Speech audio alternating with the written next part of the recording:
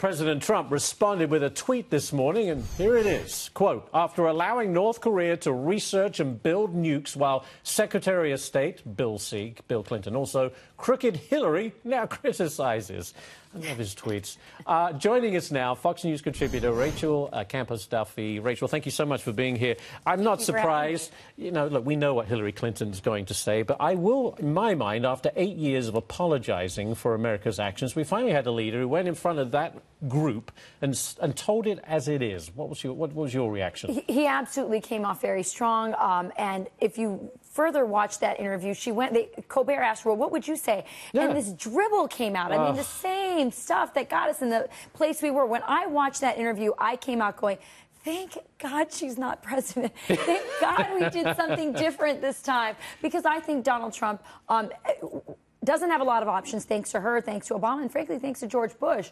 But I think he's taking this problem on head on and doing the best he can with the limited options he has. You know, her own husband, Bill Clinton, said in '94 it would be the end of North Korea if North Korea does use its nuclear weapons. Right. And so, you know, the president was doing a conventional approach, saying, you know what, UN, this is what you're here for, step up and take care of the problem. Mind you, we should point out that Hillary Clinton right now is hawking her book where she blames everyone, you know, including squirrels, for why she lost the election. I think it's doing a massive disservice to the Democrat Party because it just reemphasizes why they lost and still how out of touch they are with the American voter. It shows how selfish she is. She's obviously hurting her party by doing this book tour, by revisiting and making excuses for the party. The party is unable to move forward. And look at why did we lose Wisconsin? Why did we lose working class Americans? Right. And many of them Democrats, a large majority of them Democrats. Why are we doing this? They can't move on until this woman decides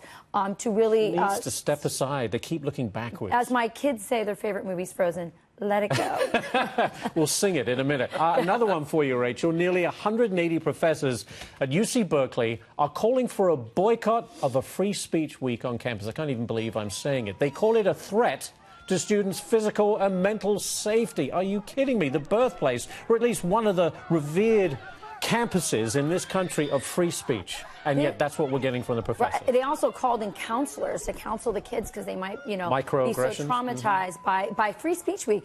This is a wake-up call for parents. You know, you are spending your dollars here in these schools. You don't want to send your kid to Berkeley, but guess what? It's not just Berkeley.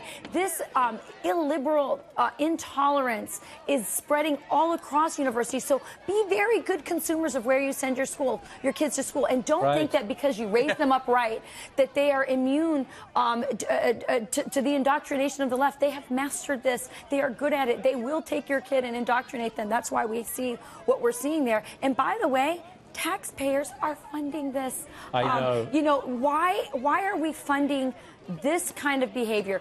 Why does the Constitution is suspended because you're on a college campus? And we just talked this about is wrong. They're incurring massive student loan debt, being taught things like this, and they can't even buy their own house for waiting an average 7 years. Basically, the message is we don't like your message, so therefore we're not allowing you to say it. That's the message. That's not free speech. It's a pot calling the kettle fast. It's like Russia circa 1950. All right. Absolutely. Thank you very much, Rachel. Now this.